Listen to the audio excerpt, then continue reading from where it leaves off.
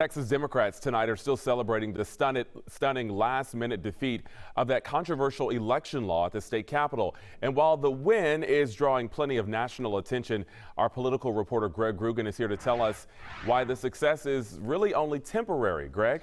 Yeah, that's right, Jonathan. You've heard the term win the battle, lose the war.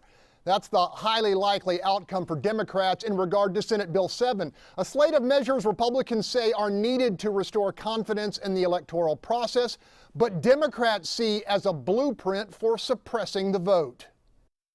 Aftershocks still cascading across the Texas political landscape after House Democrats torpedoed a controversial election security bill with a quorum-denying walkout in the final hours of the legislative session. And they left us with no choice. Houston State Representative Ann Johnson was among those voting with their feet against a bill she and many others called unvarnished voter suppression. This was an assault on democracy and the fact that you were going to look at the ability to overturn elections, the ability to create legalized voter intimidation, and the very real possibility that the disabled and communities of color were going to have a harder time getting to the ballot box.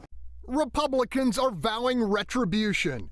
State Senator Paul Bettencourt insisting that when Democrats pulled the nuclear option on the so-called election integrity bill, they also killed felony bond reform and ensured violent repeat offenders would continue to gain easy, almost automatic release back onto Houston area streets. It's 3 months or more that we're not going to have a solution to what clearly is a crime bomb going off in Harris County, and those Democrat representatives are responsible for it.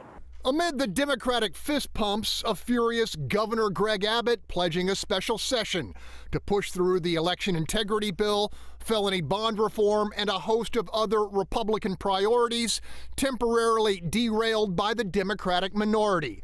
Rice political analyst Mark Jones says Democrats can expect a healthy dose of partisan payback. Governor Abbott is going to focus on Democratic legislation, Democratic pork inside the budget, and veto it. So the question becomes, will the cost of a major, albeit temporary, victory be worth the price Democrats and their constituents pay in the long run? Johnson says for now at least she and others who voted with their feet have zero regrets. In the newsroom, Greg Grugan, Fox 26 News.